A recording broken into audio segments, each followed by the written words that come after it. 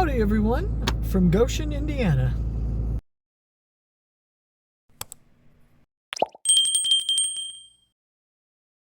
Alrighty folks, let me tell you what I got going on. I am hooked to a 46-foot fifth wheel.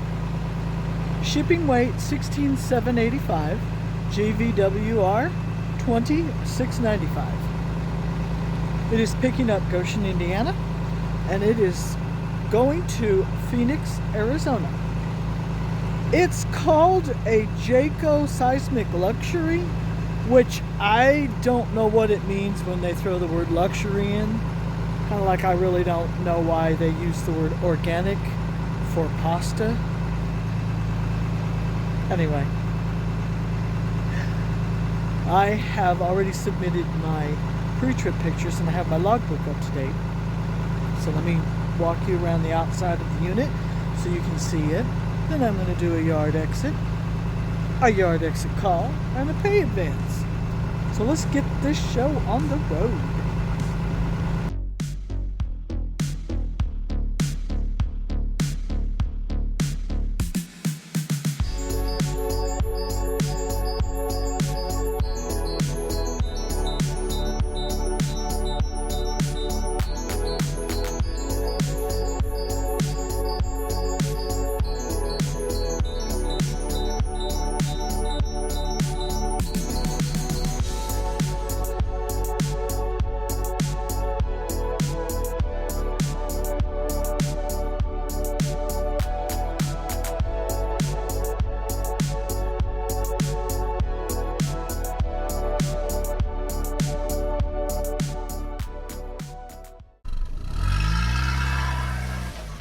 Alright everybody, I've made it to Elizabethtown, Kentucky, and it's Big Girl's time for tires on Big Girl, as I mentioned earlier. I've got the unit dropped at the end of a cul-de-sac.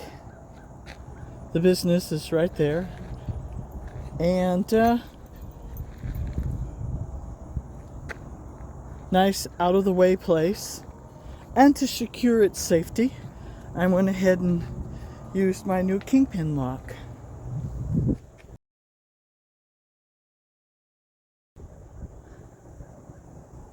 So, let's go talk business.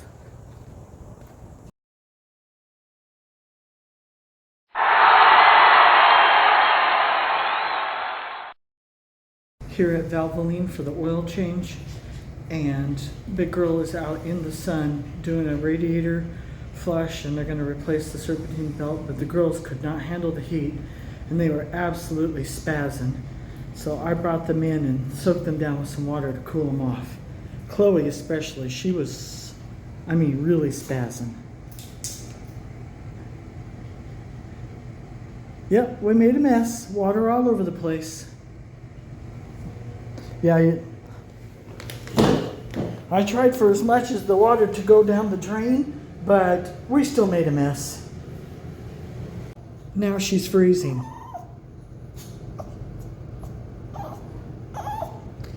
Better than roasting and spazzing out and having a seizure.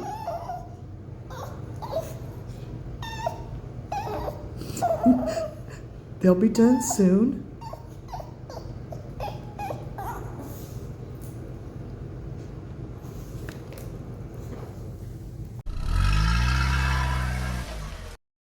Howdy everyone. I'm currently about an hour east of Oklahoma City.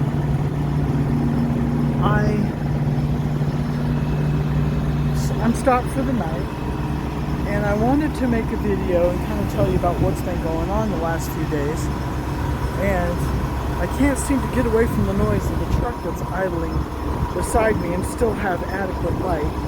So I'm just like, I don't know, this is crazy. I don't know how well you're going to be able to hear me, but my day at 5 o'clock this morning was, Okay, before I tell you about 5 o'clock this morning, let me tell you about what happened last couple of days. Elizabethtown, Kentucky. But I had an appointment to get tires for Big Girl. And I ran out of hours the night before my appointment so that I couldn't be at Scott Knowles first thing in the morning for my tire appointment. And I called them and I said, I'm in Seymour, Indiana. Well, everybody goes to lunch about the time I'm going to be getting there. They said, well, just come in the afternoon. I said, okay.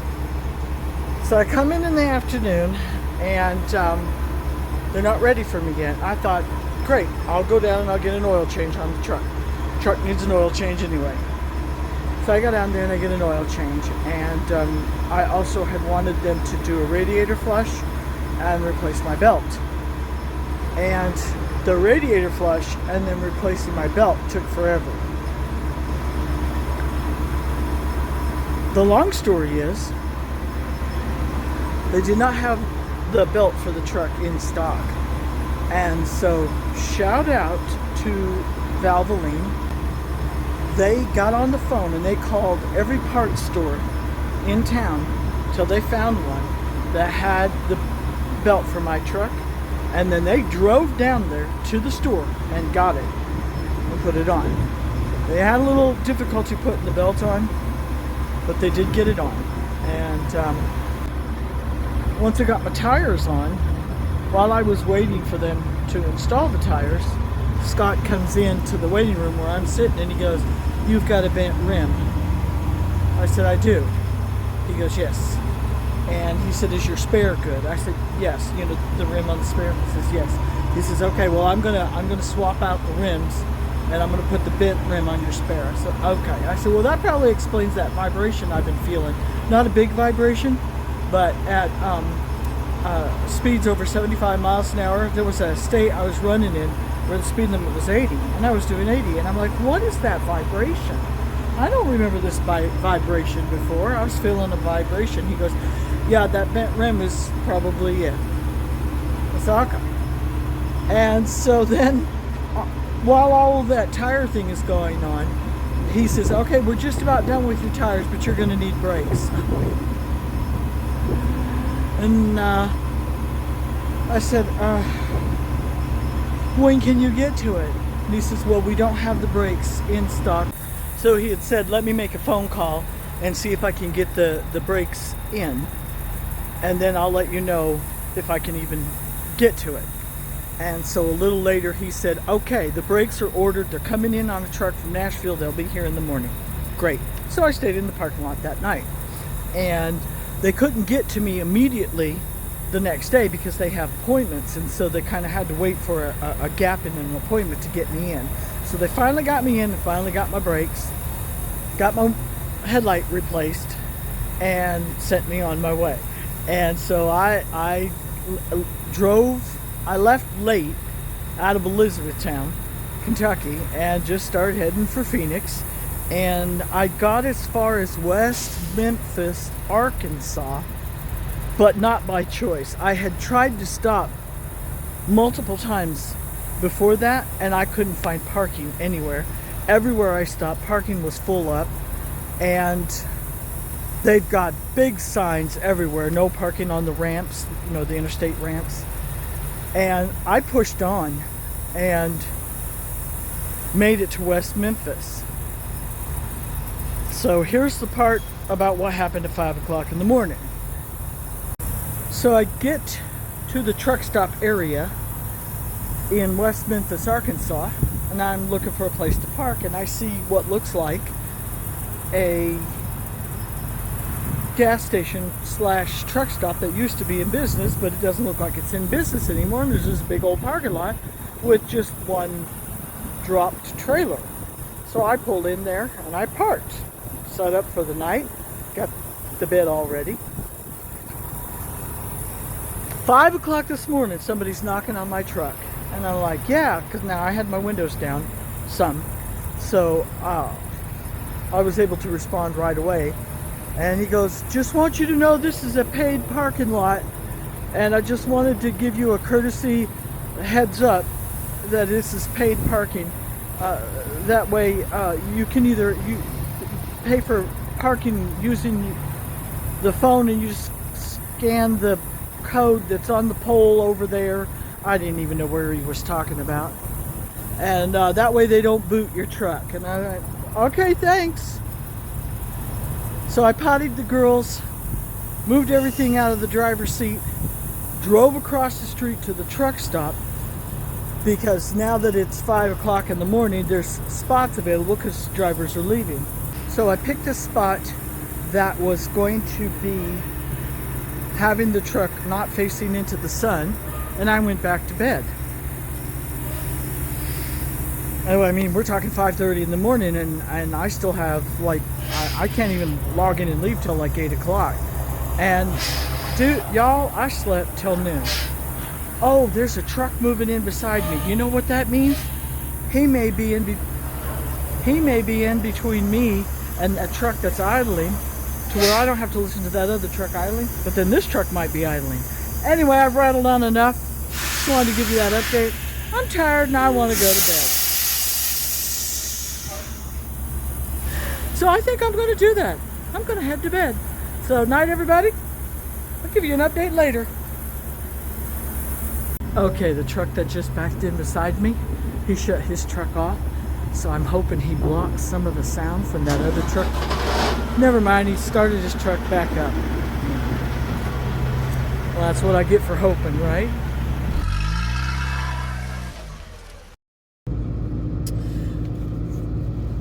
Elk City, Oklahoma. Big Girl 2 is semi broke down. She's overheating. So whatever they did in Butte, Montana, while that stuff probably needed to be done, it did not fix the overheating. And my goal was to try to make it to Oklahoma City, but just about 3 miles past Elk City, it threw a big red code, you know, the big red thermostat thing, engine hot. So I immediately slowed down. Happened to be close to an exit, so I was able to kind of like really slow down and take the exit. And then I did a search for a dealership. But my goal is to try to find some other type of mechanic shop that can look at the truck, and I will do the dealership as a last resort. So, seeing as how it's the weekend, not sure how much I'm going to be able to get done on the truck or with the truck. And I'm going to put Google to work and see if we can find somebody that can look at the truck. But I don't know if you can see where I'm at. Tacos first. Now, mind you, sitting here right now, Big Girl is not overheated. She's not overheating. But when I'm pulling a heavy load and I start going up a grade, any grade, she gets hot. And the hotter it gets during the day, the hotter she gets. So she's one hot mama right now.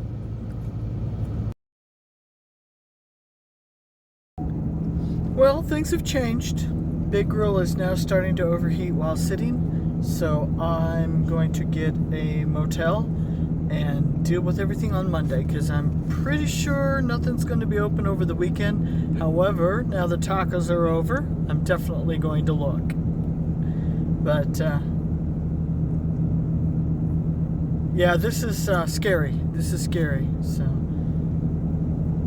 I'll keep you updated. Oh, are you hot? Are you a hot mama? Yeah. Let's go get an air conditioning room.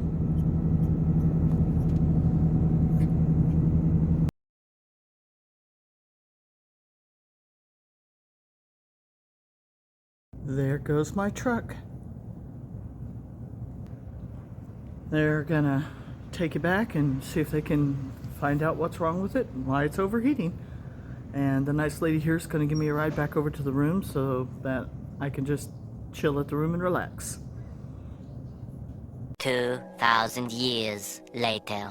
Alrighty guys, I am hooked to the unit and I am out on the interstate and I'm taking the truck for a test drive. They want me to take it for a test drive and see how it does with the with it under a load.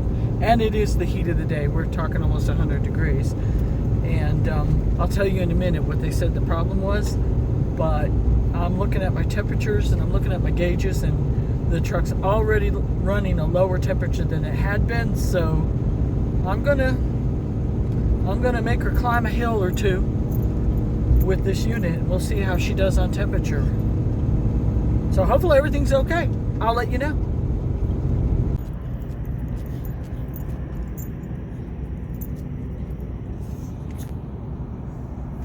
We made it to Holbrook, Arizona. And I am happy to say that the truck performed very, very well. So I'm 99% sure I've got my overheating problem fixed. And it was, I don't know, in layman's terms, the best way to put it is a dirty radiator.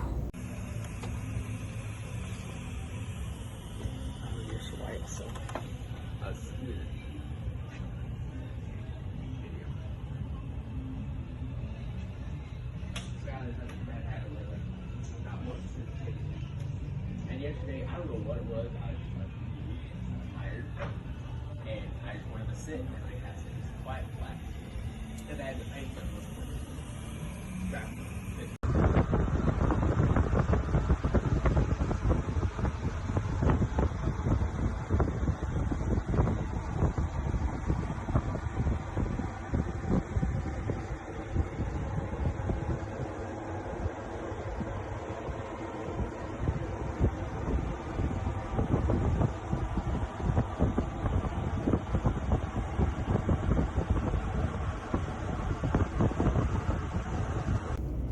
So I'm getting the truck and getting the girls all ready for bed. And we'll get up in the morning and finish our trip. Phoenix, Arizona. Successful delivery. I wasn't able to see inside the unit because they didn't even open the unit up. They just kind of opened up the doors, looked inside, took pictures from standing outside on the ground, and signed my paperwork, and I was done.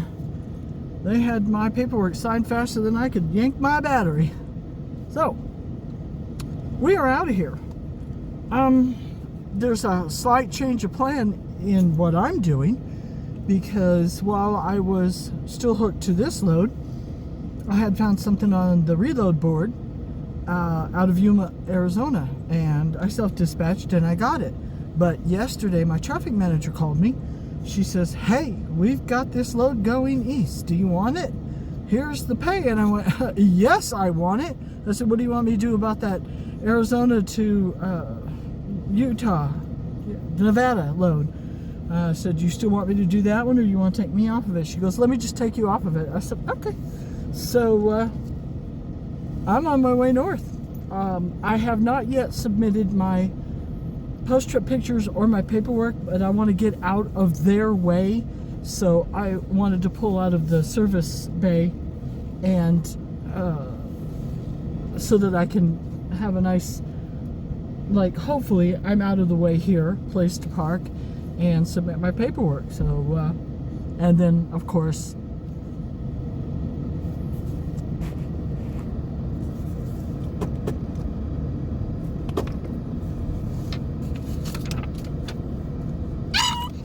yes, ma'am. Yes, ma'am. Let me get your leash, okay? All right.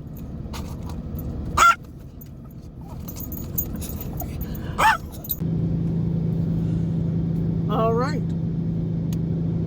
My post-trip pictures are submitted, and I have already printed out my paperwork for the next load, and I have contacted the customer for my next load. And at this point, it's just a matter of, we are thinking about breaking with tradition, because normally it's just a California thing. But here in Phoenix, Arizona, they happen to have an In-N-Out burger, and I haven't had one in a minute.